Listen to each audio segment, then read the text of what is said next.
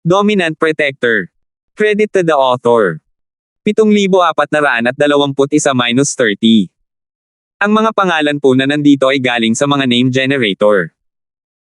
Kung meron man pagkakatulad sa mga pangalan ng tao o lugar at pangyayari, ito ay tunay na hindi sinasadya.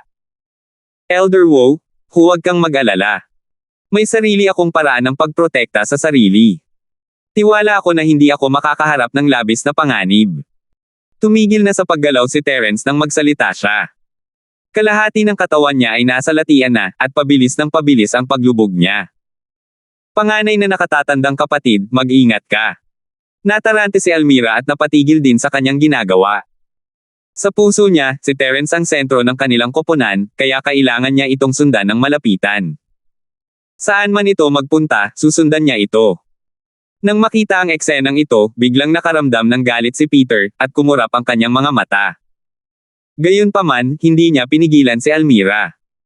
Nakita rin ni Terence ang seryeng ito nang walang bakas, nahihinuha niya na ang kanyang pinili ay maaaring ang tunay na paraan para makatakas.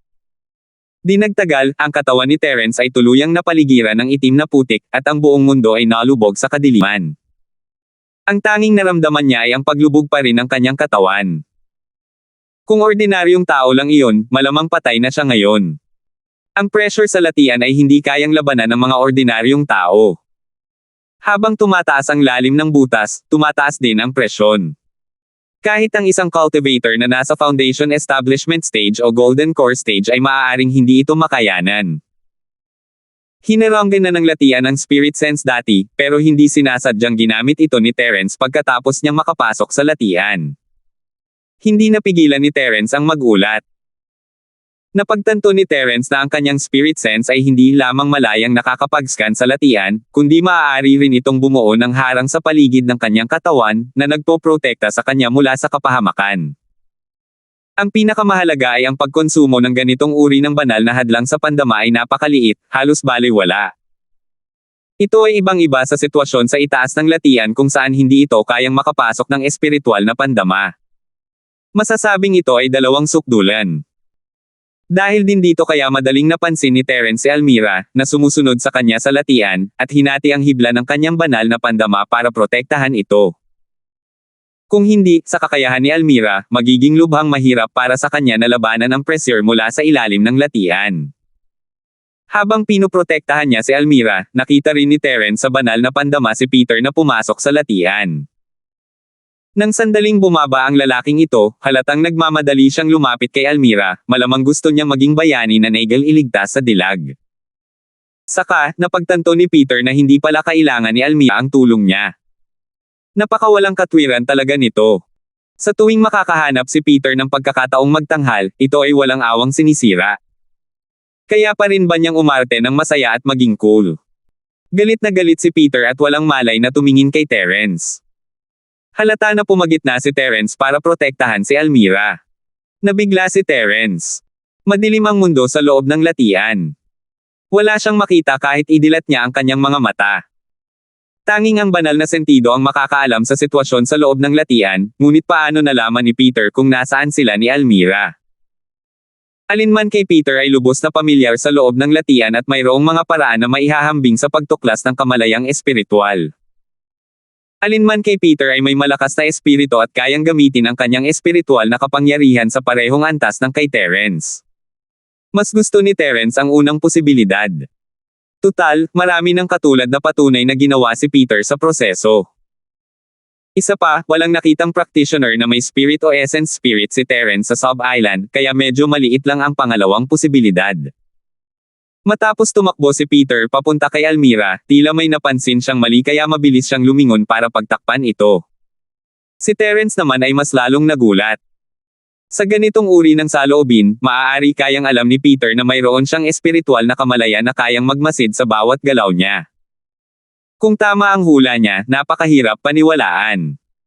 Maaari kayang si Peter ay talagang may espiritual na enerhiya at kayang itago ito ng perpekto sa harap niya. Gulong-gulo ang isip ni Terence. Pero bago pa man ito maintindihan ni Terence, biglang lumakas ang puwersa ng paghila sa ilalim ng kanyang mga paa. Tila dumaan ang kanyang katawan sa latian, at mas bumilis ang kanyang pagbagsak. Gaya ng inaasahan. Ang latian talaga ay 100 palabas. Sa kalagitnaan ng himpapawid, ginamit ni Terence ang kanyang spirit sense para suriin ang lugar at napagtanto niyang hindi na siya kalayuan sa lupa. Mabilis niyang inayos ang kanyang posture at naghanda para lumapag. Sa pagmamadali, medyo nasa kaawa-awang kalagayan siya. Mabuti na lang at ligtas siyang nakalapag at walang natamong anumang pinsala. Kaagad pagkatapos, lumitaw sa ere sina Almira at Peter. Itinaas ni Terence ang kanyang ulo at tumingin sa paligid, ngunit wala siyang makitang anumang bakas ng latian. Tila bigla na lamang sumulpat ang dalawa ng walang anumang babala. Hindi namamalayan, mabilis na inabot ni Terence si Almira para saluhin, pinigilan ito na mahulog at masaktan. Kung tungkol naman kay Peter, hindi na kailangang mag-alala si Terence tungkol sa kanya. Kaya niya itong harapin ng mag-isa. Matapos pikalmeyan ni Almira ang sarili, nagkaroon ng pangkalahatang pag-unawa si Terence sa kapaligiran. Nakatayo silang tatlo sa gitna ng isang hexagonal na bulwagan. Sa bulwagan, kaharap si Terence, may isang altar na may itim na kabaong na lumulutang sa ere. Sa ilalim ng kabaong, may isang tapyas na bato na natatakpan ng maliliit na salita. Ito ang libingan ng isang dakilang mangkukulam na multo na si Yin. Sinuyod ni Terence ang tabletang bato at nakita ang nakasulat dito na, dakilang mangkukulam ng multo na si Yin. Agad na sumunod ang kanyang espiritu at nagulat siya, hindi ito ang ika-4 na palapag ng napakagandang pagoda, kundi ang ika-7 palapag. Panganay na nakatatandang kapatid, ano ang sinabi mo? Narating na natin ang ika-7 palapag ng napakagandang pagoda. Natulala si Almira. Ano ang nangyayari? Akala niya mamamatay siya sa ika-4 na palapag. Paano siya biglang napunta sa ika-7 palapag? Nahulog sila mula sa kisame ng ika-7 palapag pero hindi ba dapat iyon ang tuktok ng napakagandang pagoda?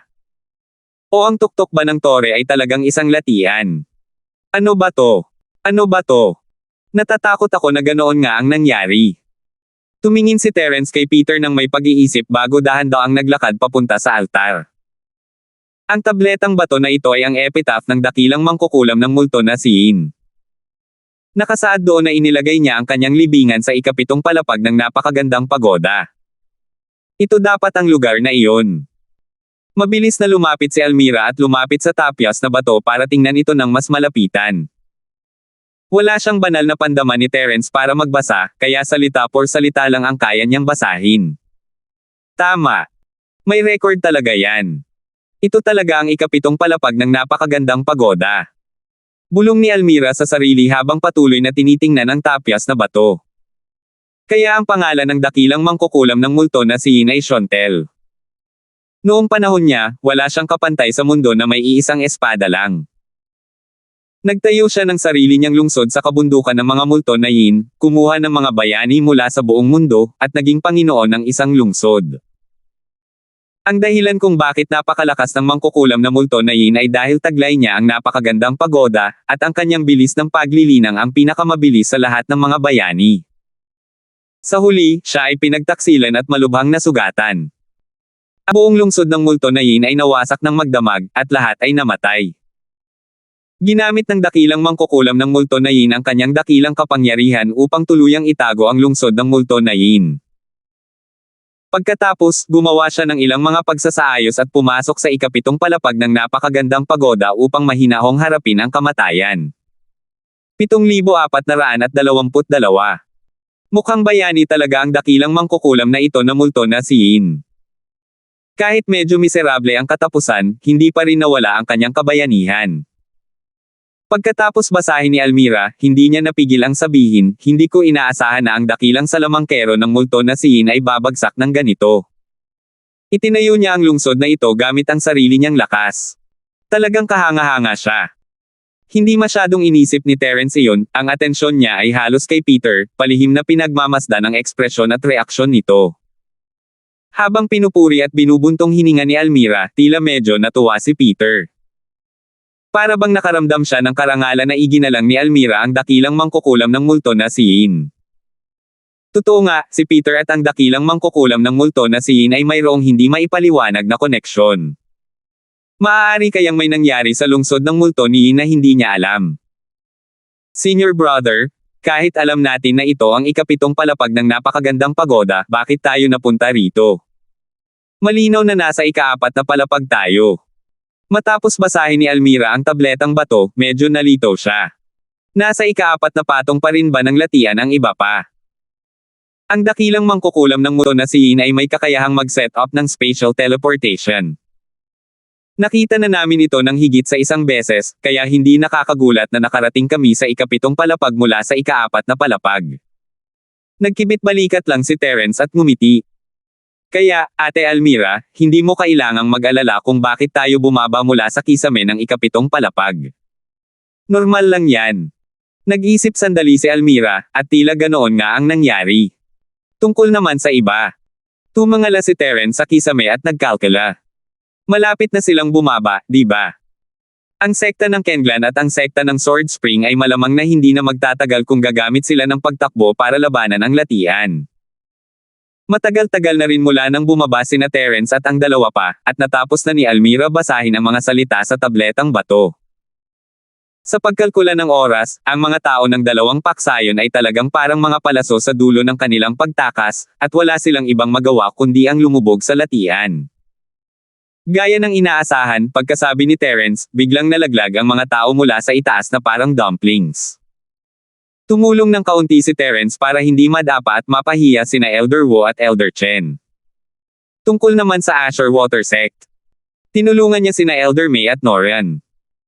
Hindi naman sa mabait si Terence, pero sa bahay nila, silang dalawa ang pinakamalapit sa sekta ng Sword Spring, at gusto nilang makipag-alyansa sa sekta. Gusto silang tulungan ni Terence dahil magkakampi sila. Tungkol naman sa iba. Hindi naman sila mamamatay sa pagkahulog kaya ituturing na lang nila ito bilang pagpipino ng katawan. Hahaha. Kasalanan mo yan kung hindi mo pinaniwalaan ang sinabi ng panganay nating kapatid. Kung sinundan mo lang sana siya kanina, hindi ka sana napunta sa ganitong kalungkot na kalagayan. Nadama ni Almira na ang pinakamahusay na desisyon na ginawa niya ay ang sumunod kay Terence ng may determinasyon, kaya maganda ang kanyang pakiramdam. Bakit mo kinailangang ubusin ang lahat ng iyong lakas bago ka bumagsak ng hindi sinasadya? Para mabuhay, masasabi ko lang na ang iyong mga katawan ay talagang malalakas. Napangiti si Terence sa sarili niya, walang masama doon. Nanghihingi lang ng gulo ang mga taong ito, pero naiintindihan naman nila iyon. Walang nangahas na subukan ito bago pa man ito kumpirmahin. Para itong isang taong nakatayo sa harap ng bangin. Kung hindi ito isang sitwasyon ng tiyak na kamatayan, sino ang pipiliing tumalon pababa at maghain ng kamatayan? Hanggat may kaunting pag-asa, hahangarin nila ito. Ate Almira, tumigil ka na sa pagsasalita. Ngumiti si Terence habang hinihila ang manggas ni Almira. Pagkatapos ay humarap siya kina Elder Chen at Elder Wu at ikinuyom ang kanyang mga kamao, ayos lang ba ang dalawang elder? Ayos lang ako, ayos lang ako. Naubos ko lang ang lakas ko at medyo nanghina ako. Makakabawi rin ako pagkatapos ng kaunting pahinga. Bahagyang namula ang mukha ni Elder Wu. Hindi alam kung dahil ba ito sa hiya sa mga sinabi ni Almira. Umubo siya ng 2 beses at agad na iniba ang usapan. Si Mai, ano itong lugar? Kaninong kabaong iyan? Ang itim na kabaong na nakalutang sa ibabaw ng altar ay talagang kapansin-pansin. Imposibleng hindi ito mapansin. Dapat iyan ang kabaong ng dakilang mangkukulam ng multo na si Yin. Kung hindi ako nagkakamali, dapat ito ang ika-7 palapag ng napakagandang pagoda. Casual na sagot ni Terence bago sila iginiye papunta sa tapyas na bato. May talaan doon. Tingnan mo. Ang 2 grupo ng mga taong dumating kalaunan ay may mga gulat na ekspresyon sa kanilang mga mukha. Malinaw na hindi rin nila maintindihan kung bakit sila biglang nakarating sa ika-7 antas. Pero maganda naman ito. Pumasok siya sa napakagandang pagoda para makarating sa ika-7 palapag kung saan makukuha niya ang kayamanan ng dakilang mangkukulam na si Yin at makaalis sa napakagandang pagoda mula sa ika-7 palapag. Ngayong madali na niyang naabot ang ika-7 antas, ano pa ang dapat ikalungkot? Ito pala ang puntod ng dakilang mangkukulam ng multo na si Yin. Napakadaling mahanap ito pagkatapos ng mahabang paglalakbay. Namula ang mukha ni Elder Han at tiningnan niya ang kabaong ng may panatikong tingin. Gusto niyang tumalon at buksan ito, lahat, tingnan natin ang mga labi ng dakilang mangkukulam ng multo na si Yin. Bago pa niya matapos ang sasabihin niya, tumalon agad si Elder Han papunta sa itim na kabaong at binuksan ang takip. Sa prosesong ito, walang sino man ang nagkaroon ng pagkakataong pigilan siya, at walang sino man ang gustong pigilan siya. Gustong makita ng lahat kung anong uri ng kayamanan ang nasa kabaong ng dakilang mangkukulam na si Yin. Sa kasamaang palad, wala kahit ang bangkay ng dakilang mangkukulam na si Yin sa kabaong, lalo na ang mga kayamanan. Isang walang laman na kabaong. Anong nangyayari? Ito ba ang puntod ng mga decoy? Nagbago ang ekspresyon ni Elder Han habang kinukusot niya ang kanyang mga mata at tumingin sa paligid. Maaari bang hindi ito ang ikapitong palapag, kundi ang ikaapat na palapag? Gayunpaman, karamihan sa iba ay talagang nadama na may katuturan ito. Marahil ito talaga ang ikaapat na palapag, ngunit isa lamang itong libingan na gawa sa patibong. Ang tunay na libingan ay nasa ikapitong palapag pa rin sa itaas. Palihim na pinagmasdan ni Terence si Peter. Tanging ang lalaking ito lang ang makakaalam ng katotohanan sa oras na ito, hindi ba? Matapos marinig ang mga salita ni Elder Han, ang bibig ni Peter ay nagpakita ng isang pang-iinis na puno ng paghamak at pangungutya. Elder Han, mukhang maganda ang iyong kalooban. Mukhang hindi ka masyadong nakapagkonsumo ng enerhiya ngayon lang. Tumalon pababa mula sa kabaong si Elder Han at sumangot. Umupo siya nang nakakross ang mga paa at naghanda ng magpahinga.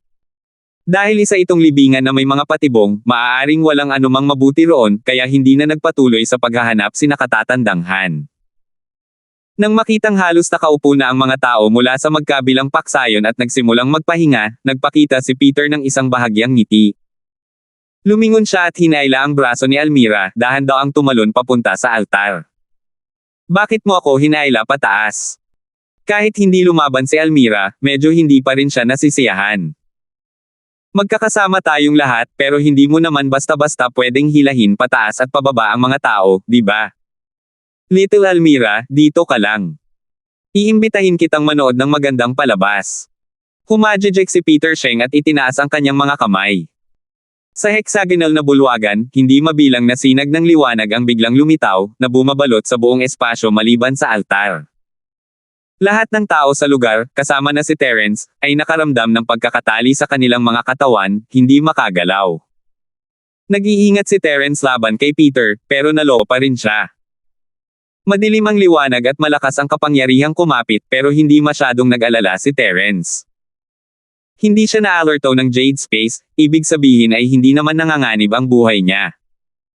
7,423. Dahil ganoon nga, maghihintay na lang siya at titingnan. Siyempre, hindi naman sa walang ginawa si Terence. Kinailangan niya man lang magpakita ng pagpupumiglas para maiwasan ang paghihinala. Pero habang nagkukunwaring nahihirapan siya, gamit ang kanyang espiritu para obserbahan ang iba, nakahanap si Terence ng isang malaking butas. Ang mga sinag ng liwanag na ito, hanggat dumadampi ang mga ito sa espiritual na enerhiya, ay tila lumuluwag ng kaunti, at sa lakas ng kanyang katawan, madali siyang makakatakas sa maikling panahon. Sa kasamaang palad, si Terence lang ang nakakagawa nito. Ang iba, kahit sa tulong ng kamalayan ni Terence, ay hindi makawala dahil pagod na pagod ang kanilang mga katawan. Marahil, ang pagtakbo sa latian ay para sa kasalukuyang sitwasyon. Hindi nakakapagtaka na pinagmamasdan ni Peter ang konsumo ng ibang tao sa oras na iyon. Kapag naramdaman niyang oras na, sasabihin niya ang mga bagay na tulad ng, isisilang akong muli pagkatapos ng kamatayan. Peter, baliw ka ba? Anong ginawa mo? Si Almira, na nasa altar, ay namutla sa takot. Hinayla niya ang braso ni Peter. Bakit mo nahuli ang panganay na kapatid at ang iba pa? Bitawan mo agad. Hindi niya talaga maintindihan kung bakit ganito si Peter, at paano niya nagawa iyon. Little Almira, tahimik mo lang panoorin ang palabas. Maiintindihan mo rin agad. Malumanay nang umiti si Peter at tumawag ng ilang sinag ng liwanag para itali si Almira. Mga sakripisyo ang lahat ng iyon para sa bayaning pinuri mo, Snowy, ang dakilang mangkukulam ng multo na si Yin.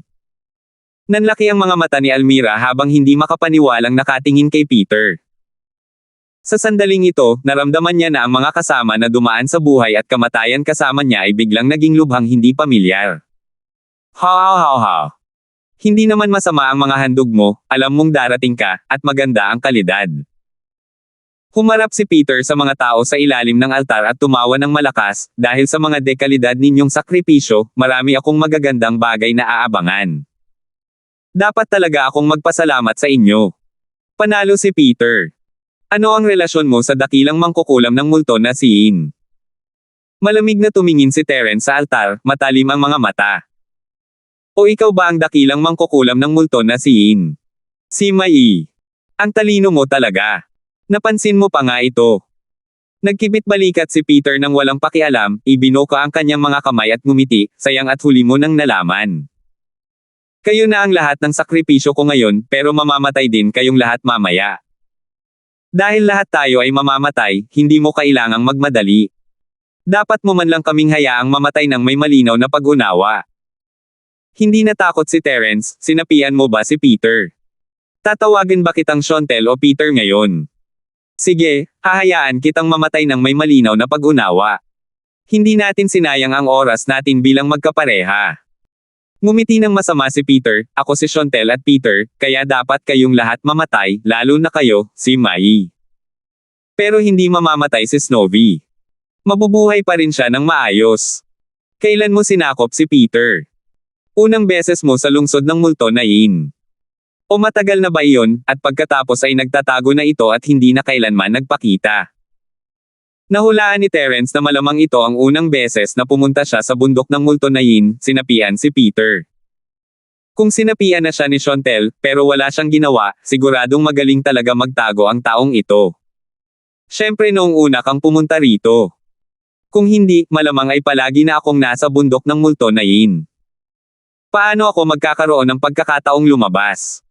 Tumawa si Peter at sinabing, kung makakalabas tayo, bakit natin pipiliin ang batang ito?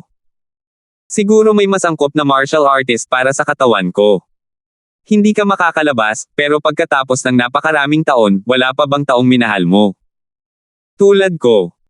Hindi makita ni Terence kung anong espesyal na talento ang mayroon si Peter, at hindi niya alam kung ano ang nakita ni Shontel sa kanya. Gaano kaya kaganda kung kaya niyang sakupin ang katawan niya? Sa ganoong paraan, isang bagong henerasyon ng mga Panginoon ang isisilang. Sa tingin mo ba may pagpipilian ako? Sa loob ng maraming taon, walang nakahanap sa lugar na ito. Ilang taon na ba, wala pa rin akong mahanap na mag-aari. Malungkot na sabi ni Peter, noon, masyadong nakatago ang lugar na ito, pero hindi ko inaasahan na mapapahamak ako. Kung alam ko lang noon, hindi sana ako nag-aksaya ng oras para itago ang multo na lungsod ng Yin. Hindi alam ni Terence ang sasabihin. Napakatatago nito kaya walang sino man ang makahanap at makapag-angkin nito. Hindi naman masama, halos ibaon niya ang sarili niya rito. Hindi mo pa rin ako sinasagot. Maraming tao ang pumunta noong nakaraan, at marami rin ang mas may talento kaysa kay Peter. Bakit mo siya pinili? Hindi maintindihan ni Terence. Parang walang saysay ang mga pamantayan sa pagpili. Hindi ibig sabihin na bagay siya sa pagkakaroon ng magandang kakayahan. Kahit ordinaryo lang ang talento ng batang ito, bagay na bagay sa akin ang pangangatawan niya. Isa pa, medyo madali lang siyang makuha, kaya syempre pipiliin ko siya. Bahagyang ngumiti si Peter at bumaantong hininga, sayang naman at napakalalim ng obsesyon ng batang ito. Kung hindi ko matutupad ang hiling niya, hindi magiging perpekto ang pag-aari niya. Hey! Bakit ang dami kong sinasabi sa'yo? Ang mga matang nangingibabaw ni Peter ay tumingin sa lahat ng nasa ilalim ng altar, at tumawa siya, si Mai, dapat ay mamamatay ka ng mapayapa ngayon, hindi ba? Hindi umimik si Terence, pero nahulaan na niya ang susunod na mangyayari. Marami sa mga bagay na hindi niya naintindihan noon ay nasagot na. Kung tungkol naman sa pagganap ni Peter pagkatapos makapasok sa napakagandang pagoda, mas normal pa ito. Ang napakagandang pagoda ay orihinal na kayamanan ng dakilang mangkukulam ng multo na si In. Ngayong si Peter na ang dakilang mangkukulam ng multo na si In, magiging kakaiba kung hindi niya ito makontrol. Malapit na ang oras. Kayong mga nagsasakripisyo ay maaari nang magpahinga ng mapayapa. Ibinuka ni Peter ang kanyang mga braso at tumawa ng malakas, sa tulong ng iyong mga kontribusyon, makakabawi ako sa aking tugatog sa loob ng ilang araw. Teka. Isang huling tanong. Paano mo nagawang mapanatili ang iyong sigla? Biglang sigaw ni Terence. Walang sino man sa sub-isla ang nakapaglinang ng kamalayang espiritual, kaya paano naging isang sinaunang espirito ang dakilang mangkukulam na multo na si Ian at pagkatapos ay sinapian si Peter. Isa itong mahalagang punto, kailangan itong malaman ni Terence. Hindi mo kailangang malaman. Mamamatay ka rin naman. Kapag patay ka na, makakahanap ka ng paraan para malaman yan.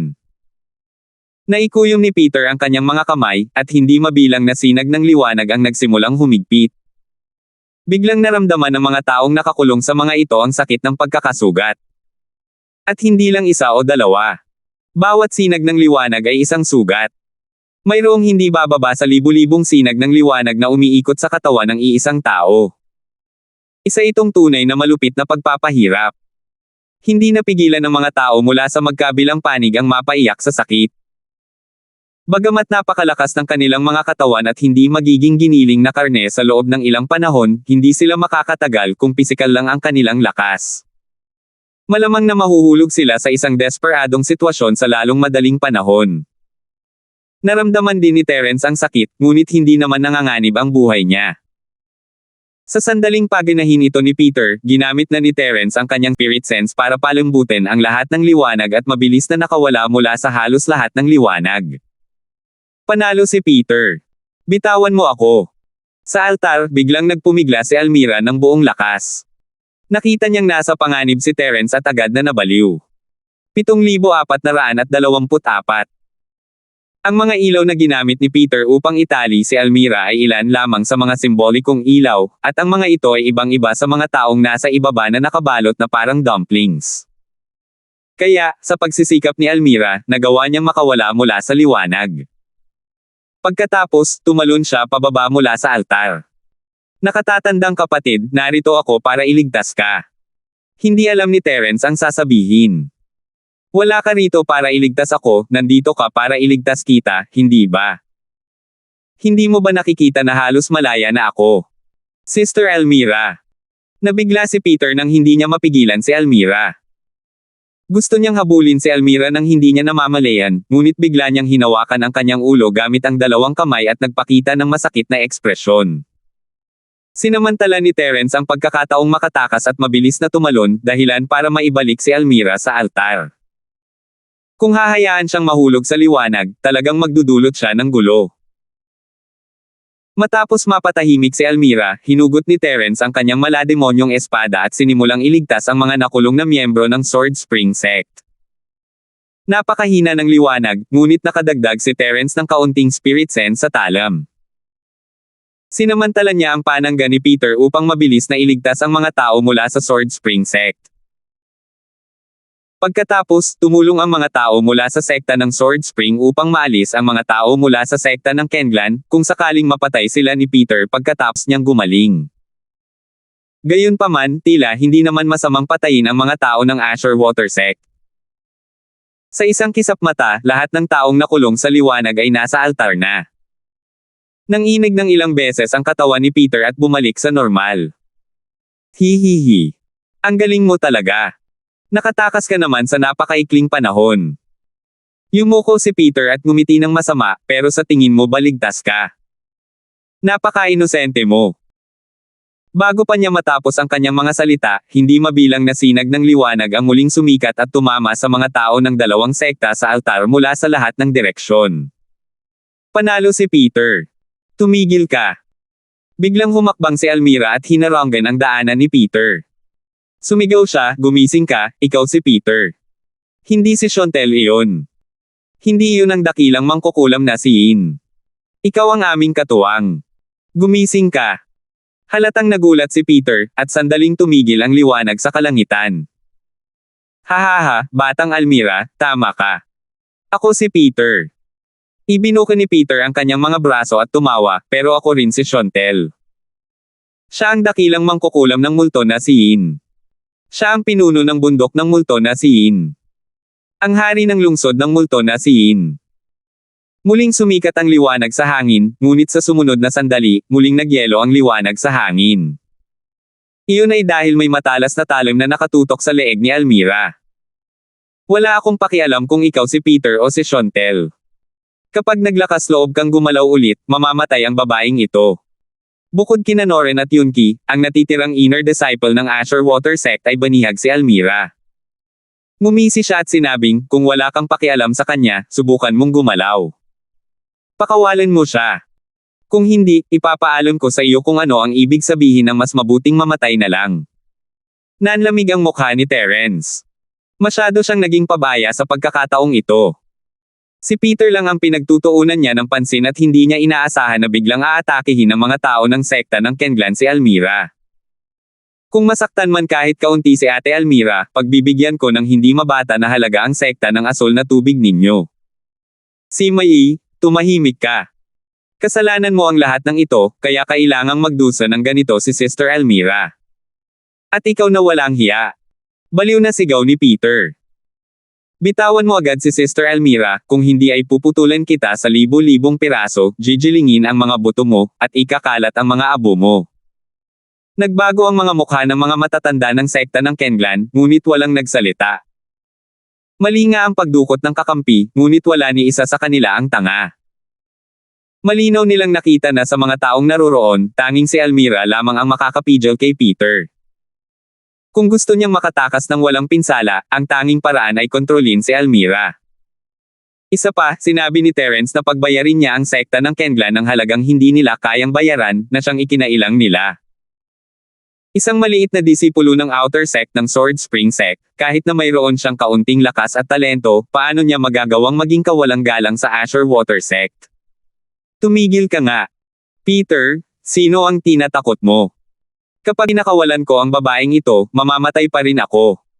Bago ka mamatay, patayin mo na ang babaeng gusto mo. Tama na. Tila nabaliw ang disipulo ng sekta ng Kenlan habang tumatawa ng nakakakilabot. Anong problema? Sumasakit ang puso niya. Nag-aatubili ka ba? Tama. Nagngingit-ngit si Peter, ngunit wala siyang magawa sa kabilang panig. Sa tingin mo ba talaga natatakot ako sa mga banta mo? Pagkatapos ng ilang sandaling katahimikan, nagsimulang mamula ang mga mata ni Peter, at tumawa siya ng matindi, isa akong dakilang mangkukulam ng Maltong Yin. Sino ang maglalakas loob na takutin ako? Pagkatapos noon, itinaas ni Peter ang kanyang mga braso at akmang kokontrolin ang sinag ng liwanag para umatake. Nabigla si Terence. Natatakot siyang mamatay ang disipulo kasama ni Almira at handa na niyang gamitin ang kanyang banal na pandama upang iligtas ito. Pero walang ginawa si Terence sa huling sandali, dahil hinawakan ni Peter ang kanyang ulo gamit ang dalawang kamay at yumuko sa sakit. Isa ba itong negatibong reaksyon mula sa hindi kumpletong paghawak ng bola? Ang disipulo ng Asher Water Sect, na handang mamatay kasama si Almira, ay nagulat din. Halos hindi siya nakakilos. Siyempre, kung talagang kikilos siya, ang spirit sense attack ni Terence ay tiyak na tatama sa kanya ng walang awa. Sinong mga kakampi? Sinong mga disipulo ng Asher Water Sect?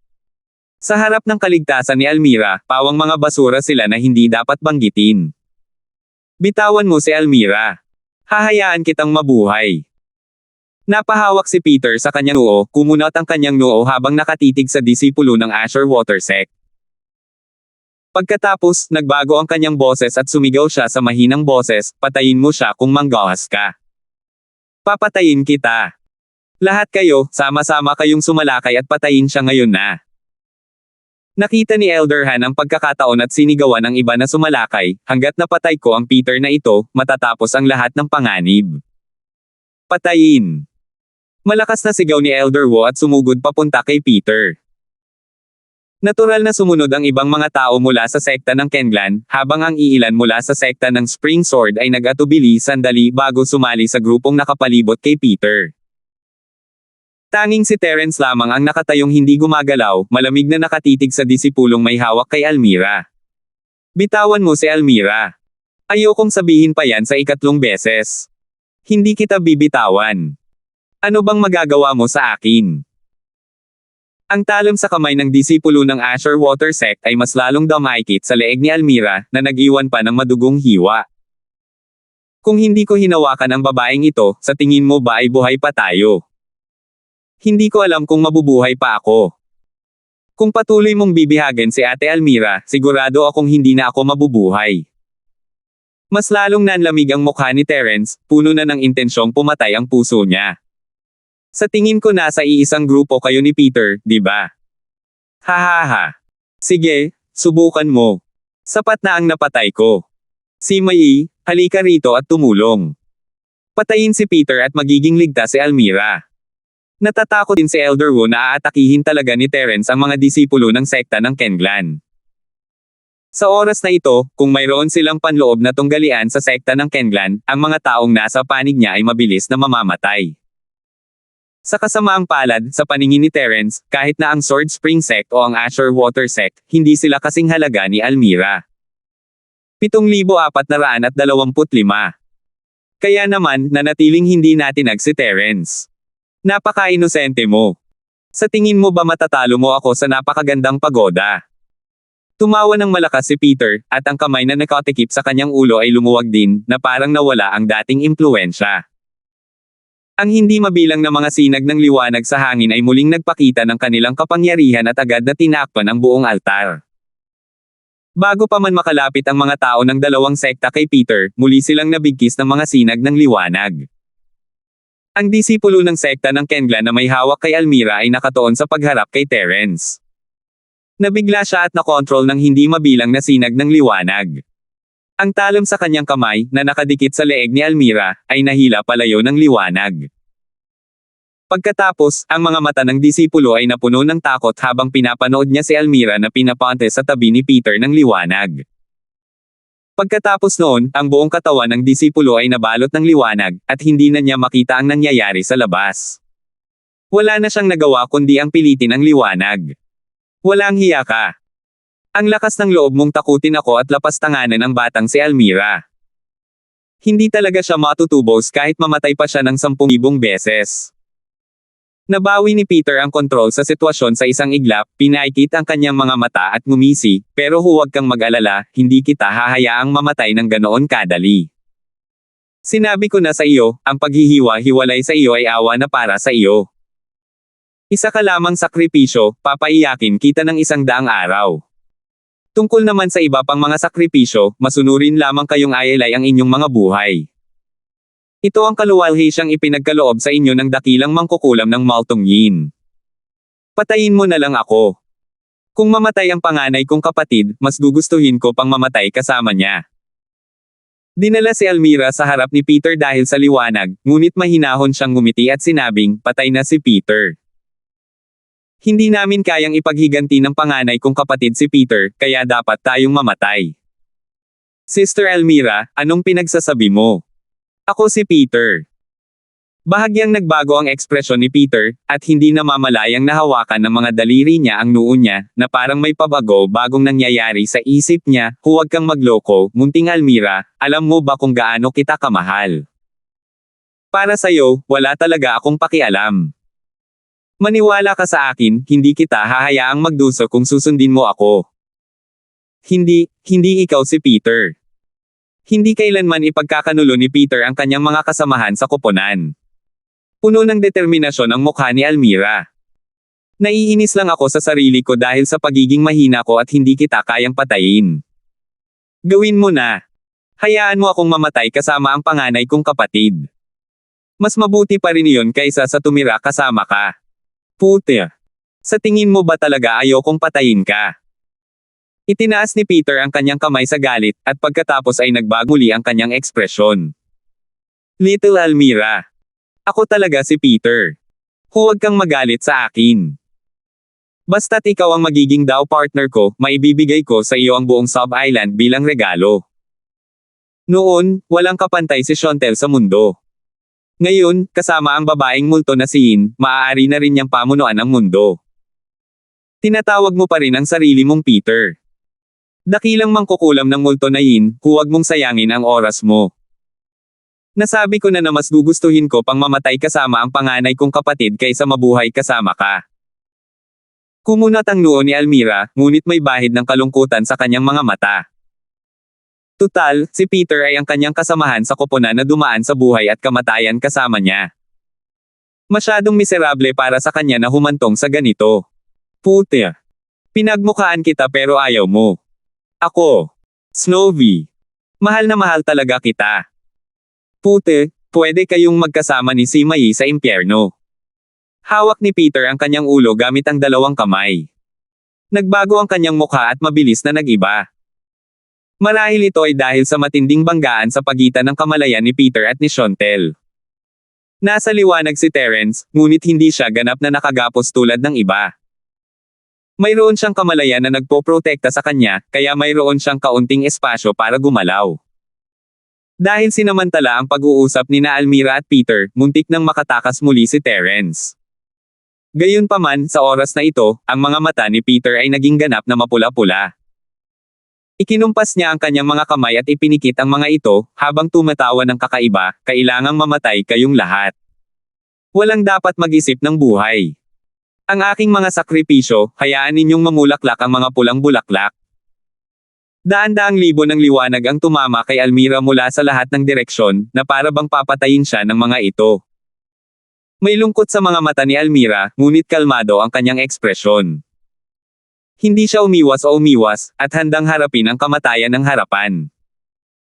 Nang makitang malapit ng dumampi ang liwanag sa balat ni Almira, biglang bumalik sa normal ang mapulang dugong mga pupil ni Peter, at sumigaw siya, "Hindi! Sister Almira!" Binawi niya ang kanyang mga kamay, at sa kritikal na sandali, ang mga sinag ng liwanag na malapit ng pumatay kay Almira ay biglang nagbago ng direksyon at tumago sa katawan ni Peter. Ako. Tiyak. Tiyak.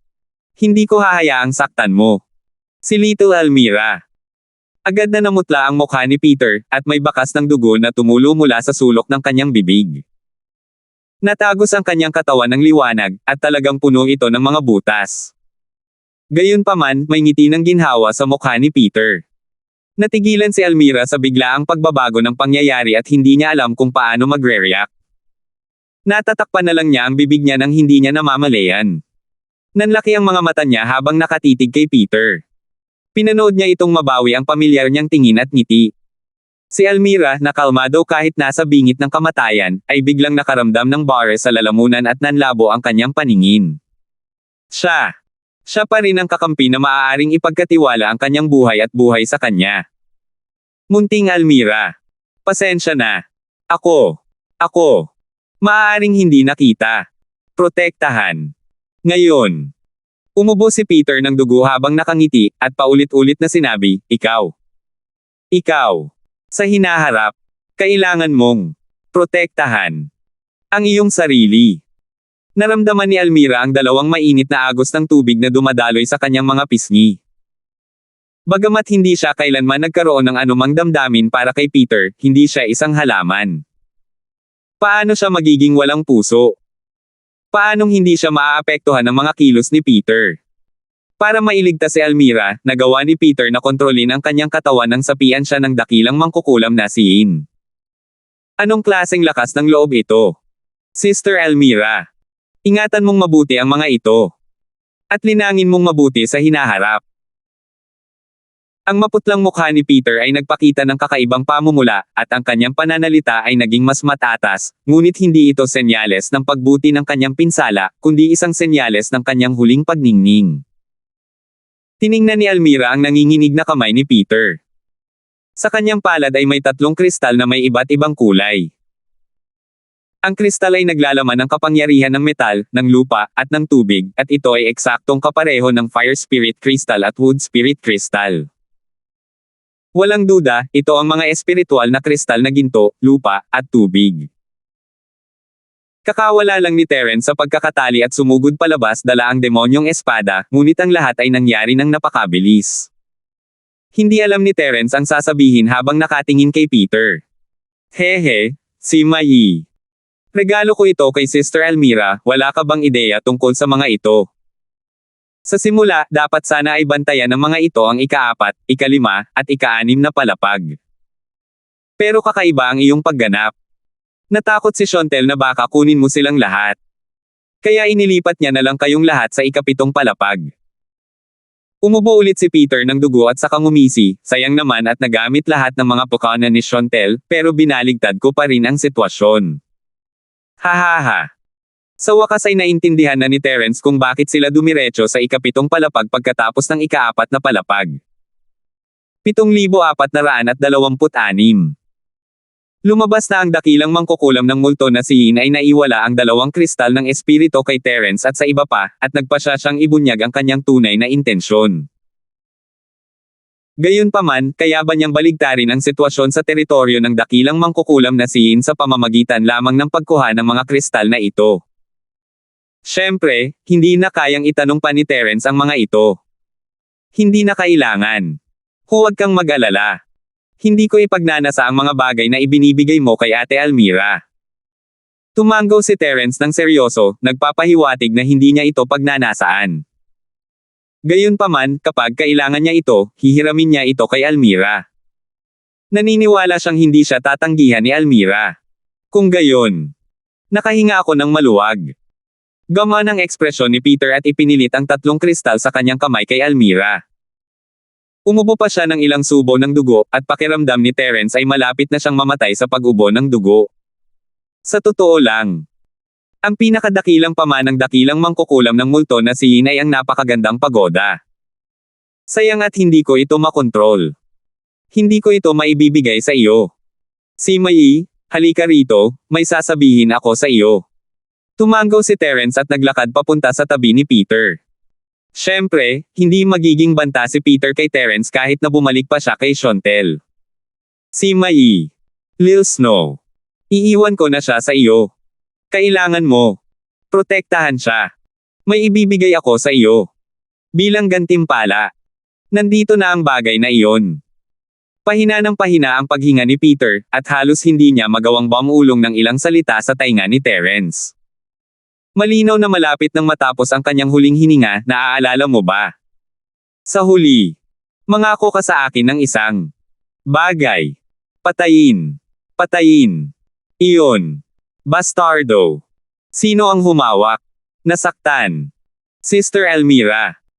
Mahigpit na hinawakan ni Peter ang kamay ni Terence bago ito biglang binitawan, at nanlambot ang buong katawan niya. Gagawin ko. Huwag kang mag-alala. Bumulong si Terence sa tainga ni Peter, kahit hindi mo sabihin, hindi ko siya papakawalan. Natulala si Almira habang hawak ang 3 kristal, ang kanyang mga mata ay nakatitig ng walang kurap sa hinihingal na si Peter. Parang sirangdam ang umago sa kanyang mukha, ngunit hindi niya ito namalayan. Ang mga kasama nilang magkasama araw at gabi, ang magkapatid na magkasamang dumaan sa buhay at kamatayan, ay lumisan na sa mundong ito ng ganoon na lang. Kahit walang pag-ibig, siya pa rin ang pinakamahalagang tao sa mundo. Dahil doon, pinabagsak ni Terence si Peter ng may malamig na tingin sa mga mata, at isang itim na hamog ang lumitaw, at isang itim at puting anino ang sumilay dito. Sa sandaling lumitaw ang itim at puting anino, mabilis itong lumipad palayo, sinusubukang tumakas mula sa altar.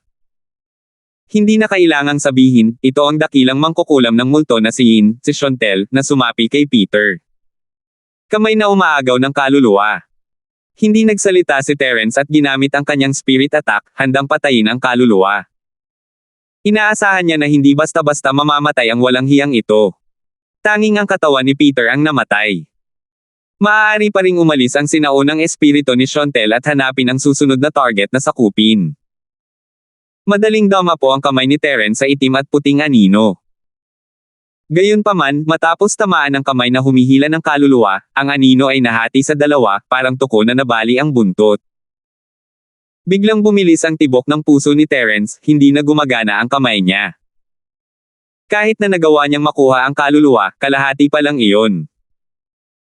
Para naman sa natitirang anino, isang bahagi nito ang naging itim at naging mukha ng isang matandang lalaki, nakatitig kay Terence na parang sinasabing, tatandaan kita.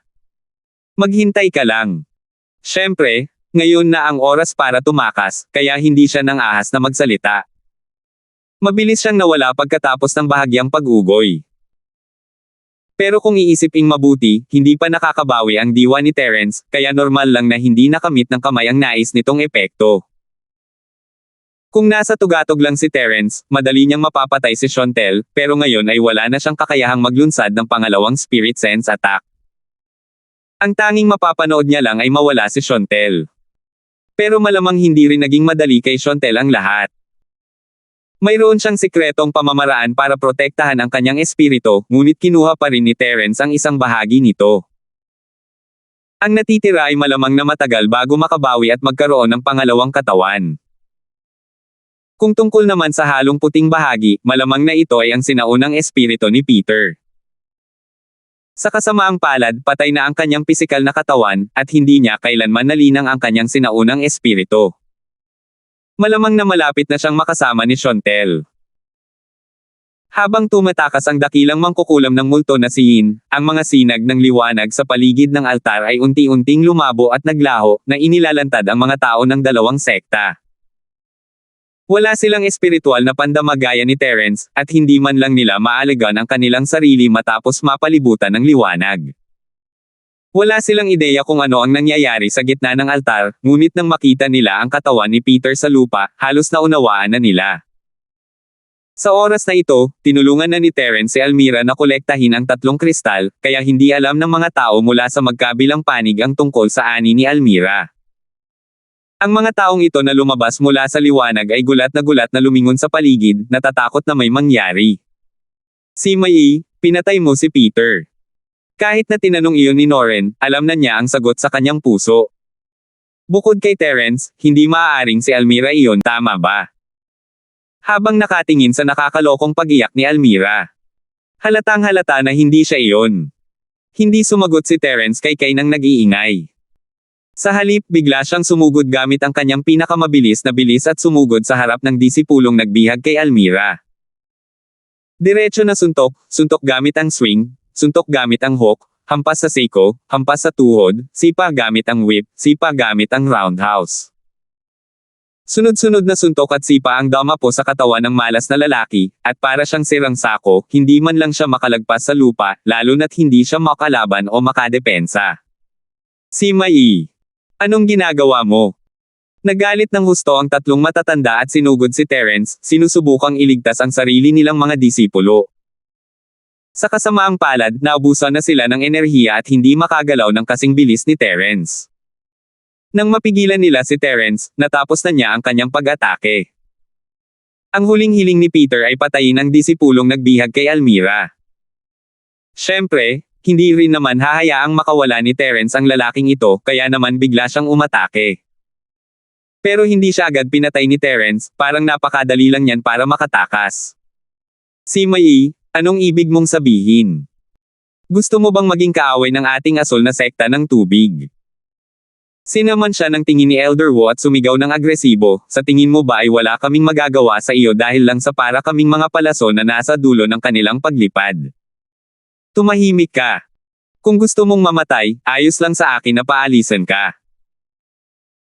Hindi mo ba pinagdududahan na sapat na ang lakas ko ngayon para patayin ang lahat ng nasa sekta mo, di ba? Malamig na tiningnan ni Terence si Elder Wu. Hindi makapagsalita si Elder Wu. Hindi lang siya, pati sina Elder Han at Elder May ay nawala ng masabi. Sa ngayon, lahat ng tao mula sa sekta ng Kenglan ay nasa kanilang pinakamahinang kalagayan. Hindi pa kasama si Terence, kahit ang isang normal na malakas na lalaki ay kayang patayin silang lahat gamit ang kutsilyo. Isang disipulo ng sekta ninyo ang nangahas na gawing bihag ang disipulo ko at pagbantaan siya gamit ang buhay niya. Mapapahiya na ako sa sekta ninyo kung hindi ko siya agad mapapatay. Malamig na napaungol si Terence, habang pinipigilan ng kanyang aura ang lahat ng nasa sekta ng Kenglan. Kung hindi ka kumbinsido, pwede tayong magayos ng labanan. 7,427. Siyempre, hindi kumbinsido ang 3 elder ng Asher Water Sect. Gayunpaman, hindi sila nang ahas na hindi kumbinsido ngayon. Habang nakatingin sa disipulong iyon, kahit namamaga ang mukha nito na parang ulo ng baboy at malamang kahit ang kanyang ina ay hindi siya makikilala, ang kanyang buhay ay wala naman talagang panganib. Lahat sila ay mga sugat lamang sa laman. Kaya naman, ngumiti si Elder May at humakbang papalapit para pagalingin ang sitwasyon. Sa katunayan, hindi hahayaan ni Terence na basta na lang magtamo ng magaan na pinsala ang hanggal na ng ahas na dukutin si Almira. Sa proseso ng pambubugbog sa kanya, ginamit ni Terence ang ilan sa mga pamamaraan ng sekular na mundo. Kung may doktor ng medisinang Chino na susuri sa kanyang katawan, makakahanap sila ng mali. Sa kasamaang palad, walang mga doktor ng medisinang Chino sa sub-isla, kaya walang mag-uugnay sa pagkamatay ng lalaking ito kay Terence. Ang disipulo ng sekta ng Ashurwave na inakala na siya ay binugbog at nakaligtas, pagkatapos bumalik sa sekta, ay hinayla ang kanyang nakababatang ate para makipagtalik sa kagubatan. Sa huli, siya ay ibinitin sa tiyan ng kanyang nakababatang ate. Pagkatapos ng insidente, inakala ng lahat ng tao sa bahay na nag-aasal lang siya at agad na naging katatawanan. Sino ang mag-aakala na plano lang pala ni Terence ang lahat ng ito? Siyempre, lahat ng ito ay isang kwento para sa hinaharap at hindi nabanggit. Sa panig ng Sword Spring Sect, kumurap ang mga mata ni Elder Wu nang makita niyang pinipigilan ni Terence ang bahay ng asul na tubig. Dapat ba niyang samantalahin ang pagkakataong ito para patayin ang mga taong ito? Dapat malaman ng isa na ang Sword Spring Sect at ang Azure Water Sect ay hindi kailanman naging magkakaibigang sekta. Matindi ang kompetisyon sa pagitan ng dalawang panig. Kung mapapaalis nila ng sabay-sabay ang tatlong elder-level expert martial artists at madidagdagan pa nila ng tatlong mahuhusay na inner sect disciples, tiyak na malaking bagay ito para sa Sword Spring Sect. Sa kasamaang palad, hindi interesado si Terence na tulungan ang Sword Spring Sect na maalis ang mga practitioner ng kalabang sekta. Kaya niyang patayin ang mga taong nakakainis sa kanya, pero hindi niya magawang patayin ang mga hindi niya naiinis, lalo na't walang direktang conflict of interest. Kahit na casual lang ang ginawa niya. Hindi alam ni Elder Wu kung dapat ba niyang kausapin si Terence matapos niya makitang lumingon ito. Maya-maya, isang maliwanag na pinto ang lumitaw sa altar, patungo sa isang lugar na hindi niya alam. Dahil maaaring kailanganin pa rin niyang hiramin ang kapangyarihan ng Azure Water Sect sa hinaharap, iwinaksi ni Elder Wu ang ideya sa kanyang puso at pansamantalang pinanatili ang kanilang pakikipagtulungan. Ito dapat ang labasan. Elder Wu, tara na. Tumingin si Terence sa pinto na may ilaw at walang pakialam na sinabi, walang maganda rito. Hindi pa namamatay ang dakilang mangkukulam ng multo na si Yin, kaya imposibleng makapag-iwan siya ng anumang kapakipakinabang. Buhay pa ba ang dakilang mangkukulam ng multo na si Yin? Bahagyang natigilan si Elder Wu. Naisip niya, mabuti na lang at hindi ko hinayaan si Sima Yi na patayin ang mga tao mula sa Azure Water Sect. Kung papatayin ko sila, hindi ba magiging abala kung bumalik ang dakilang mangkukulam ng multo na si Yin? Hindi naman talaga buhay. Nasa estado ako ng kalahating patay at hindi buhay. Hindi alam ni Terence kung paano ipaliwanag ang kalagayan ng kanyang essence spirit, kaya binaliwala na lang niya ito. Sa tingin ko hindi magtatagal ang pintong ito ng liwanag. Aalis na ba kayo? Kung hindi, aalis muna ako. Sige. Siyempre, tara na. Mabilis na tumango si Elder Wu.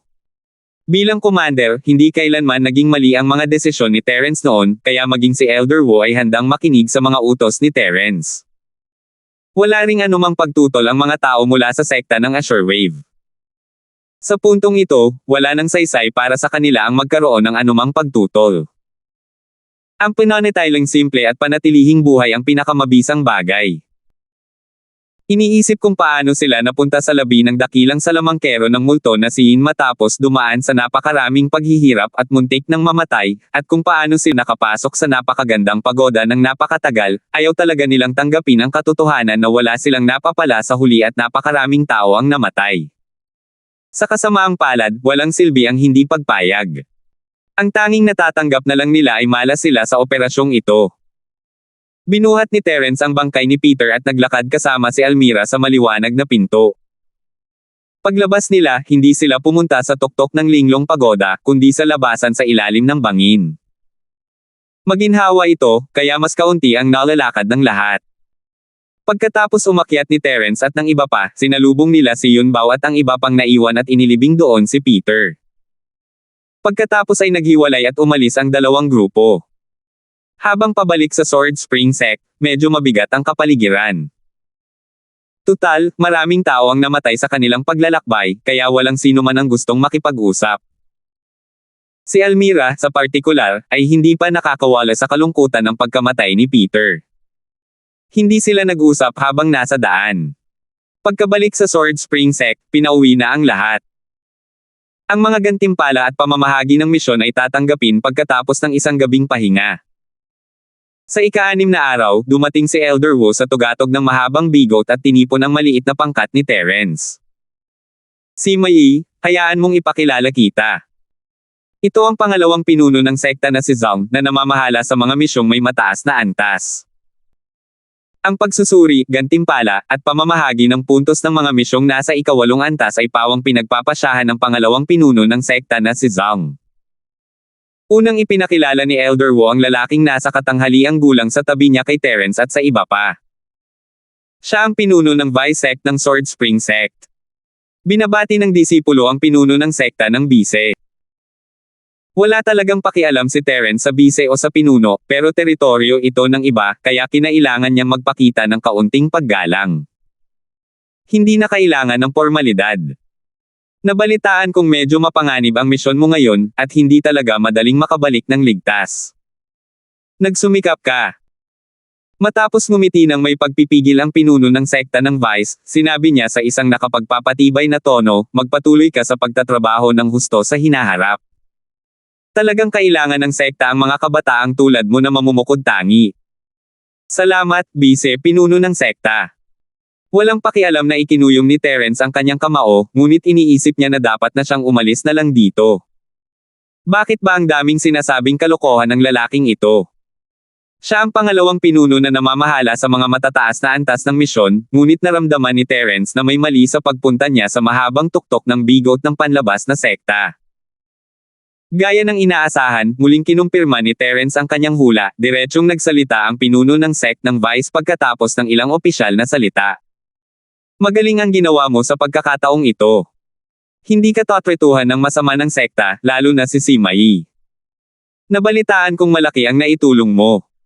Ngumiti ang pinuno ng sekta ng Bise kay Terence, ang kanyang mga mata ay parang kuripot na nakatingin sa isang bundok ng ginto.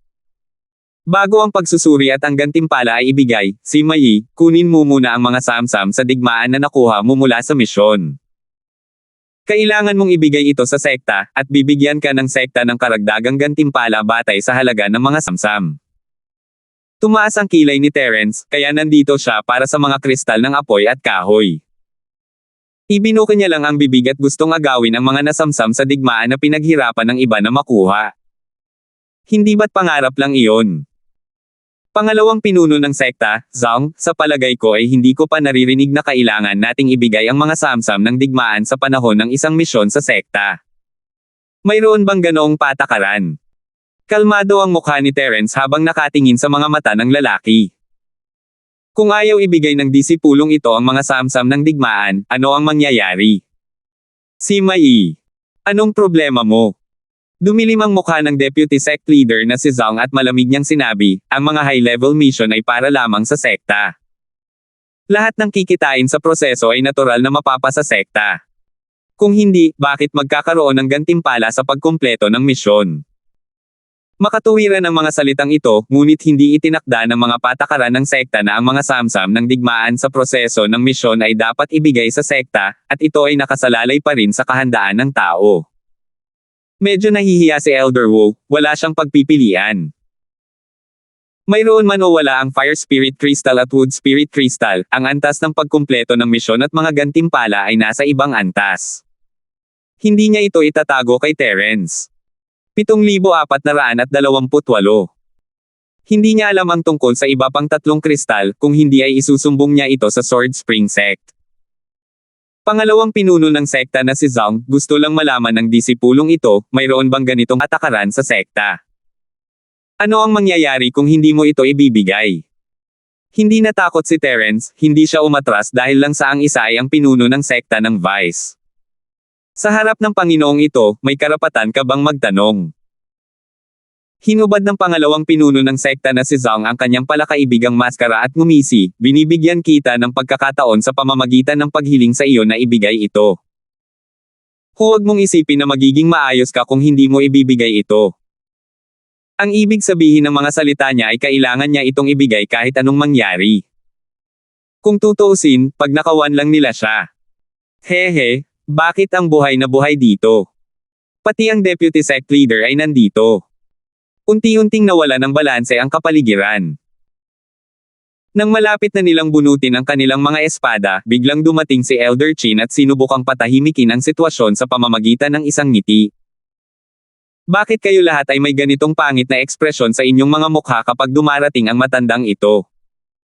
Hindi ba ninyo tinatanggap ang matandang ito? Ang pangalawang pinuno ng sekta na si Zhang. Paano nangyari iyon? Si Elder Qin ay sikat sa kanyang mabuting pakikipag-ugnayan sa mga tao. Natutuwa akong makita si Elder Qin. Lumambot ang ekspresyon ng pinuno ng sekta ng bise nang batiin niya si nakatatandang Qin ng may ngiti, ngunit ang kanyang mga mata ay nakatutok pa rin kay Terence. Gayunpaman, nakatatandang Qin, kahit magkaibigan tayo, ang araw na ito ay nasa loob ng saklaw ng aking tungkulin. Hindi ko maginhawang pag-usapan ang mga naraang araw kasama ka. Kapag tapos na ako rito, hahanapin kita para makausap. Hindi na hinintay ng pinuno ng sekta ng bise na magpatuloy si nakatatandang Qin at pinigilan ito ng mga salita. Si Mai, pag-isipan mo itong mabuti. Huwag mong isipin na ang Katie wala ng panlabas na sekta, ang panganay na nakatatandang kapatid, ay may pambihirang katayuan. Sa aking paningin, wala siyang kwenta. Marangal ang katayuan ng pangalawang pinuno ng sekta na si Zhang, syempre hindi namin siya maihahambing na mga disipulo ng panlabas na sekta. Ang hierarkiya ba ng Sword Spring Sect ay para dito? Malamig na ngumiti si Terence. Bagamat halos pareho lang ang katotohanan, kung maglalakas loob na aminin ito ng Deputy Sect Leader na si Zhang, tuluyang masisira ang reputasyon ng Sword Spring Sect. Hehe. Si Mai, ang talas talaga ng dila mo. Pinaikit ng pinuno ng sekta ng bise ang kanyang mga mata at tinitigan si Terence, kalimutan mo na yan, hindi kayang tiisin ng Panginoong ito ang masamang reputasyon ng pambubuli sa mga bagong disipulo. Kung hindi mo handang ibigay ang mga samsam ng digmaan, hindi ka pipilitin ng Panginoong ito. Kung walang ibang tao na naroon, baka kinuha na ito ng sapilitin ng pangalawang pinuno ng sekta. Sa kasamaang palad, hindi lang si Elder Wu ang nandito. Kahit si Elder Qin, na may mas mataas na katayuan, ay narito rin. Talagang nakakaabala ang kumilos. Akala niya, dahil sa katayuan niya bilang Vice Sect Leader, matutuwa si Terence na makuha ito para sa kanya. Sino ang mag-aakala na ang takbo ng kwento ay hindi magiging ayon sa script? Kung ibang disipulo ng Outer Sect iyon, hindi pa kasama ang personal na pagdating ng Vice Sect Leader, sino ang maglalakas loob na sumuwi kung magpapadala lang siya ng isang disipulo para ihatid ang mensahe? Kung gayon, kailangan nating pasalamatan ang pangalawang pinuno ng sekta na si Zhang para sa kanyang kabutihang loob. May nanunuyang ngiti sa mukha ni Terence habang casual niyang ikinuyom ang kanyang mga kamay. Susunod, dapat ba nating ipahayag ang gantimpala para sa misyon? Siyempre naman. Pumunta ako rito para sa bagay na ito. Humikab ang pinuno ng sect na vice, nagkunwaring hindi narinig ang pangungutya ni Terence. Magaling ang ginawa mo sa misyon na pang-8 ranggo sa pagkakataong ito. Kahit hindi mo naabot ang inaasahan ng sect, may napala ka pa rin. Sa puntong ito, ang malamig na tingin ng pinuno ng sekta ng bise ay tumingin kay Terence. Tumigil siya sandali bago nagpatuloy, ayon sa inyong kontribusyon, kayong mga outer disciples ay gagantimpalaan ng mga sumusunod. Isa-isang tinawag sina Almira, Yunbao, Yiming, at Yingjan. Si Almira, na nakibahagi sa buong proseso, ang nakatanggap ng pinakamalaking gantimpala. Si Yunbao at ang dalawa pang naiwan upang bantayan ang bangin ay nakatanggap din ng malaking halaga ng puntos. Tanging si Terence, na bahagi ng buong misyon at gumanap ng mahalagang papel, ang hindi nakatanggap ng anumang gantimpala. Pangalawang pinuno ng sekta na si Zhang, bakit walang natanggap na gantimpala ang panganay na nakatatandang kapatid na si Sima? Nang marinig ni Almira ang huling bahagi, hindi niya napigil ang humakbang paarap upang ipagtanggol ang sarili. Kung hindi dahil sa panganay na nakatatandang kapatid, natatakot akong namatay na tayong lahat sa mga guho ng dakilang mangkukulam ng multo na si Yin. Bakit lahat tayo ay tumatanggap ng gantimpala ngunit hindi ang panganay na nakatatandang kapatid? Almira, mag-ingat ka sa ugali mo. Sino ka para pagsalitaan ako ng ganito? Kung ayaw mo ng gantimpala, pwede kang tumanggi. Malamig na sumulyap ang pinuno ng sekta ng bise kay Almira at Sumangot. Sa simula, hindi ko na kailangang magpaliwanag sa iyo, pero ngayon ay gagawa ako ng exception at ipapaalam ko sa ilang tao kung bakit. Bagamat sinabi mong matagumpay ang misyon, hindi mo naman ibinigay ang mga nasamsam sa digmaan. Masasabing walang nakuha ang sekta. Hindi lang iyon, nawalan pa tayo ng ilang piling disipulo. Maaari mo itong tawaging tagumpay, ngunit maaari mo rin itong tawaging kabiguan. Ayaw ibigay ni Sima Yi ang mga samsam ng digmaan at kinuha na niya ang lahat ng benepisyo ng misyon. Namigay na ng puntos ang sekta para mabayaran ang iba pang miyembro ng misyon. Maaari kayang gusto rin niyang mabayaran siya ng sekta. Sa huli, dahil ayaw ibigay ni Terence ang mga nasamsam kaya siya ang tinarget. Para kay Terence, ito ay isang bagay na inaasahan niya at lubos niyang tinanggap. Sister Elmira, tama si Zhang, ang pinuno ng bise-sekta. Hindi mo na kailangang sabihin pa. Pinigilan ni Terence si Elmira sa pakikipagtalo at patuloy na kinutya ang pinuno ng sekta ng bise. Ang pangalawang pinuno ng sekta na si Zhang ay talagang dedikado sa publiko. Tunay ngang siya ay walang kinikilingan at patas. Kahit ang isang hanggal ay maririnig ang sarkasmo sa kanyang mga salita. Gayunpaman, ang pangalawang pinuno ng sekta na si Zhang ay tumawa lamang ng malamig at walang pakialam. Sima Yi, pag-isipan mong mabuti. Hihintayin ng Panginoong ito na magbago ang isip mo anumang oras. Hanggat ibibigay mo ang mga samsam ng digmaan, natural na magiging pambihira ang iyong kontribusyon sa misyon. Sa oras na iyon, tiyak na masisiyahan ka sa mga gantimpala. Pagkatapos ng mga pagbabante at pangako, tumango ang pinuno ng sekta ng bise kay nakatatandang Chin at umalis, hindi na binigyan ng pagkakataon si Terence na kutsain pa ito. Elder Chin, aalis na rin ako. Sima Yi, pag-isipan mo muna. Medyo nahihiya si Elder Wu, tutal, pinagdaanan naman niya ang buhay at kamatayan kasama si Terence, at si Terence ang kanyang tagapagligtas. Medyo nakakahiya ito para sa kanya, kaya dali-dali siyang umalis kasama ang pinuno ng sekta ng Vice pagkatapos magpaalam. Sima Yi, sumama ka muna sa matandang ito sandali. Pwede na muna kayong magsialisan. Naghintay si Elder Chin na umalis ang dalawang malalaking bantay bago niya ikinumpas ang kanyang kamay at pinaalis si Almira at ang iba pa, nagkunwaring nilalamig. Alam ni Terence na ayaw ibunyag ni Elder Chin ang kanilang tunay na relasyon, kahit pa pinagkakatiwalaan niya mga katulong sina Almira at ang iba pa. Kaya, wala siyang pakialam. Bumulong siya ng ilang salita at sumunod kay Elder Chin papunta sa rurok ng cultivation. Pagdating nila sa bahay ni Elder Chin, naupo silang dalawa. Isang taos-pusong ngiti ang ipinakita ni Elder Chin. Romal, napakaswerte mo taga na makakabalik ka ng ligtas sa pagkakataong ito. Tanging ang mga tunay na nagmamalasakit sa iyo ang unang mag-aalala sa iyong kaligtasan, hindi sa mga benepisyong iyong makukuha. Nag-init ang puso ni Terence. Para bang miyembro ng pamilya si Elder Chin, isang elder. Isa rin siya sa iilang taong kinilala ni Terence sa Sub-Island. 7,429. Tio Marshall, buti na lang at dumating ka sa oras, kung hindi, natatakot ako na hindi sana umalis ng ganoon kadali si Deputy Sect Leader Zhang. Nabalitaan ko lang ang tungkol sa misyon mo, at saka nabalitaan ko na ang Deputy Sect Leader na si Zhang ay pumunta sa Long Whisker Peak. Sumugod ako rito at hindi nagkamali. Huwag mong tingnan si Tito Mayor na parang walang kwenta sa Sword Spring Sect. May mga balita pa rin na ipapadala sa iyo sa takdang panahon, nakangiting sabi ni Elder Chin. Tio Marshall, itong Deputy Sect Leader ay lumapit sa akin na may dalang napakalaking bandila para humingi ng mga samsam sa digmaan, hindi ba't medyo pangit tingnan ang kanyang asal sa hapagkainan? Wala bang sasabihin ang Sect Leader? Hindi pa rin lubos na maintindihan ni Terence ang nangyari ngayon, hindi naman talaga kailangang maging ganito kairitado ang pinuno ng sekta ng bise. Maaari kayang napakahalaga ng bagay na nasa kamay ko kay Zhang, pinuno ng sekta ng bise. Hindi masama. Nabalitaan na ni Marshall Uncle na nakakuha ka ng Fire Spiritual Crystal at Wood Spiritual Crystal mula sa napakagandang pagoda ng dakilang mangkukulam ng multo na si Yin. Sapat na ang mga kayamanang ito para maakit ang pagnanasa ng ibang mga mandirigma. Oo.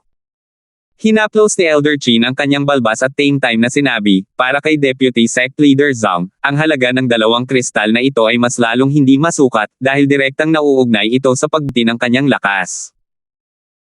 Alam ko na ang Fire Spiritual Crystal at ang Wood Spiritual Crystal ay may mahimalang epekto sa cultivation, pero natatakot ako na hindi ito gaanong epektibo para sa lakas ng Deputy Sect Leader, tama ba? Hindi maintindihan ni Terence. Halimbawa, ang Fire Spirit Crystal na sinamahan ng magandang pagoda ay maaaring lumikha ng isang napakagandang kapaligiran sa pagsasanay, ngunit kung wala ang tulong ng magandang pagoda, ang isang Fire Spirit Crystal o Wood Spirit Crystal lamang ay maaaring hindi mas maganda kaysa sa pinakamataas na training room sa Sword Spring Sect. Maaaring hindi alam ni Romal, ngunit ang pinuno ng Bise Sekta na si Zhang ay may pangangatawan na may katangiang apoy at ang kanyang lakas ay umabot na sa kalahating hakbang patungo sa yugto ng Xuansheng, ngunit siya ay natigil sa puntong ito ng ilang taon. Kailangan mong pumunta sa Bundok Thunder upang sumailalim sa binyag ng kapigatian ng kidlat bago mo makumplito ang pagsulong. Alam ni Elder Chi na hindi taga Sub Island si Terence, kaya inayos niya ang kanyang mga iniisip at naghanda na ipaliwanag. Maaaring hindi mo alam ang tungkol sa Mount Thunder, ngunit puno ito ng mga kidlat sa loob ng maraming taon. Ito ang tanging pag-asa para sa bagong silang na kaluluwa na makaakyat sa yugto ng Xuansheng. Gayunpaman, ang mga Thunderbolts ng Bundok Thunder ay karaniwang hindi isang bagay na kayang tanggihan ng mga orihinal na martial artist sa yugto ng sanggol. Sino mang manggahas na pumasok sa teritoryo ng Bundok Thunder ay guguluhin ng mga Thunderbolts anumang oras. Tanging kapag ang mga Thunderbolts sa bundok ng Thunderclap ay nasa mahinang estado na, saka lamang magkakaroon ng pagkakataon ng isang tao na pumasok at subukang sumulong. At ang panahon ng paghina ng dumadagandong na bundok ay karaniwang nangyayari minsan kada 10 hanggang 20 taon. Kaya naman, may kasabihan sa Sub-Isla, 10 taon ng dumadagandong na paggalaw, at isang biglaang pagtaas. Tumango si Terence, nabasa na niya iyon dati, at mayroon siyang kaunting pangunahing kaalaman tungkol sa bundok Leidong. Tutal, maraming libro sa aklatan, at hindi naman nasayang ang mga iyon. Bagamat ang Sub-Island ay may bundok ng Leidong, isang lugar para umaban sa yugto ng Xuansheng, hindi gaanong marami ang mga martial artists sa yugto ng Xuansheng sa Hongshan Commandery. Hindi kalabisan na sabihin na sila ay kasing bihira ng mga Phoenix Feathers at Killing Horns. Kahit na humina ang Mount Thunder, hindi lahat ay kayang tiisin ang kidlat. Sa 10 half-step profound ascendant, nang walang anumang trump card, hanggang isa lang ang makakaligtas. Romal, naiintindihan mo na ba ngayon? Si Zhang, ang pinuno ng pangalawang sekta, ay may pangangatawan na may katangiang apoy, at ang pinakabagong panahon ng panghihina ng bundok ng Leidong ay hindi na dapat malayo. Kung gusto niyang umaban sa yugto ng Xuansheng, ito na ang pinakamagandang pagkakataon. Napuno ng pangungutya o lungkot ang mukha ni Elder Chin. Bigla siyang bumantong hininga at sinabing, sa tulong ng Fire Spirit Crystal, ang Fire Attribute Physique ng Vice Sect Leader ay lubos na mapapahusay. Matatagisan niya ang mga kulog at kidlat ng bundok Leidong at magkakaroon ng mataas na tsansa na makamit ang Xuansheng. Ngayon, naiintindihan mo na ba kung bakit siya kumakain sa ganitong hindi magandang paraan? Natahimik si Terence, tama, kung siya iyon, malamang gagawin din niya iyon. Ito ay may kaugnayan sa tagumpay ng isang pangunahing kaharian pagdating sa lakas, kaya kahit gaano pa siya kawalang hiya, dapat ay ganoon pa rin siya. Sa katunayan, ang mga taong maglalakas loob na umakyat sa dumadagandong na bundok upang lumaban para sa pagkakataong ma-promote ay mangungulekta ng mga kagamitang mahika na may parehong katangian ng kanilang katawan upang tulungan sila. Kung wala ka nito, hahanap ka lang ng kamatayan. Hindi pa nakakahanap ng angkop na kagamitang mahika si Zhang, ang pinuno ng pangalawang sekta, sa lahat ng oras na ito, ngunit ang kristal ng espiritu ng apoy ay mas malakas kaysa sa mga ordinaryong kagamitang mahika, kaya ito ang pinakaangkop. Naisip ni Elder Chin ang sarili niyang sitwasyon at hindi niya napigil ang matawa, gumaling na ang mga pinsala ng tiyuhin ni Marshall, at bumuti na rin ang kanyang lakas. Sa kasamaang palad, hindi pa siya umaabot sa kalahating yugto ng Xuansheng. Kung hindi, mahirap sabihin kung hihingi siya sa iyo ng Fire Spirit Crystal at Wood Spirit Crystal ng walang kahihiyan. Bilang isang alchemist, si Elder Chin ay may parehong elemento ng kahoy at apoy. Ang dalawang kristal na espiritu na ipinakita ni Terence ay angkop para sa kanya. Kung gusto itong gamitin ng tiyuhin ng Marshall, walang problema. Tumawa ng malakas si Terence, sa totoo lang, kung talagang gusto talagang hiramin ng pinuno ng Bise Sekta ang kristal ng espiritu ng apoy, pwede ko sanang hingin iyon. Sa kasamaang palad, gusto niya talagang gamitin ang kanyang kapangyarihan para supulan ako sa simula pa lang. Kailangan ko nang humingi ng tawad. Haha, Romal, isa ka lamang disipulo ng Outer Sect. Sinong panganay na Senior Brother Steward? Sa paningin ng Deputy Sect Leader, ano ang pagkakaiba mo sa isang ordinaryong disipulo ng Outer Sect? Dahil personal siyang pumunta rito, malamang iniisip niya na kinakalaban ka na niya. Bakit pa siya mag-aabalang makipagnegosasyon sa iyo? Umiling si Elder Chin habang nakangiti at bumaantong hininga. Sa totoo lang, kahit pa handa itong ipahirim ni Romal sa tiyuhin ng militar, mahihiya pa rin si tiyuhin ng militar na kunin ang iyong kayamanan.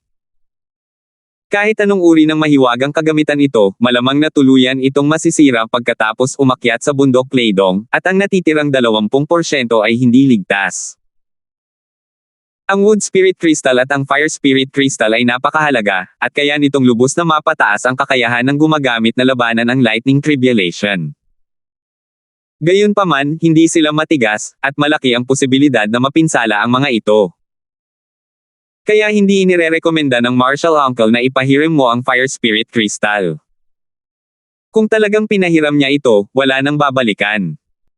Kung may konsensya lang si Zhang, baka mabayaran niya ito ng ilang resources. Kung wala siyang konsensya, magiging isa na sana siyang Xuansheng stage martial artist. Sino ang mag-aalangan sa isang maliit na disipulo ng Outer Sect? Tio Mayor, wala na bang ibang paraan kundi ang paggamit ng mga panlabas na bagay para lumaban? Hindi naman sa hindi pa nakakakita si Terence ng mga Lightning Tribulation dati, at kaya pa niyang gumawa ng isa para matulungan ang mga tao na mag-level up. Paano niya maniniwala na ang Sub-Island lang ang may ganitong katangahang pamamaraan? Siyempre may paraan.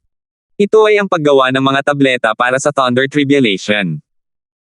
Ang mga nakainom na ng mga tableta para sa Thunder Tribulation ay may mas mataas na posibilidad na makaligtas sa Thunder Tribulation kaysa sa mga gumagamit ng mga mahiwagang artifact para protektahan ang kanilang sarili.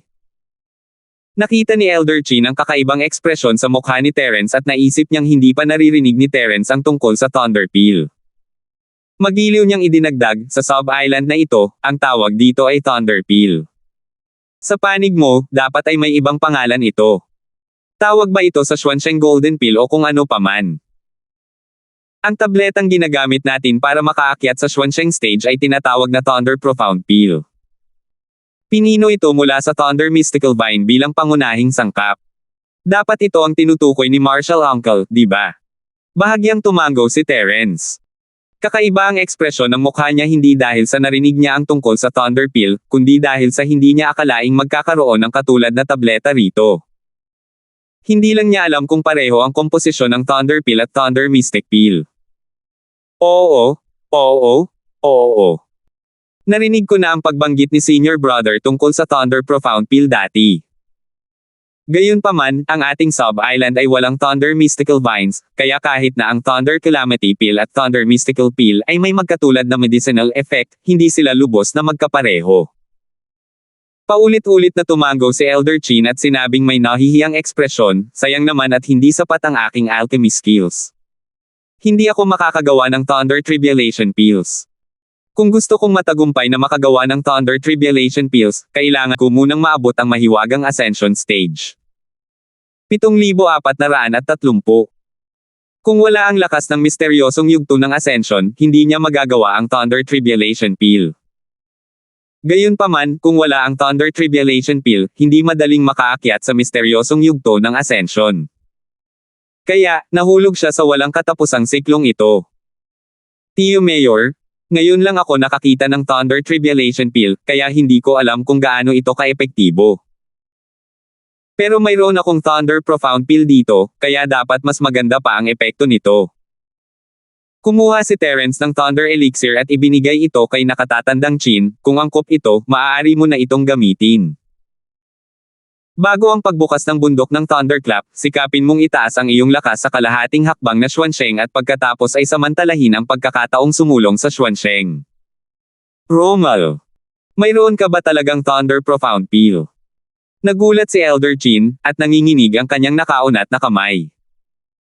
Para sa isang alchemist, ang makakita ng isang tableta na hindi niya kayang pinuhin ay tiyak na isang malaking estimulasyon. Isa pa nga itong espesyal na grado ng Thunder Profound Peel. Talagang kahanga-hanga ang senior brother. Hindi alam ni Terence ang sasabihin, akala ba nila ay ito ang gamot ni Zhang Liju.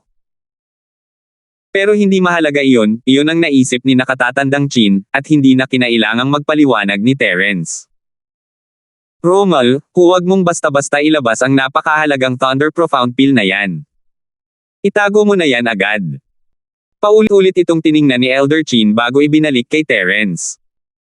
Siguro binigyan ka ng nakatatandang kapatid ng Thunder Mystical Pill sa pag-asang makakapag-abante ka ng maayos sa hinaharap.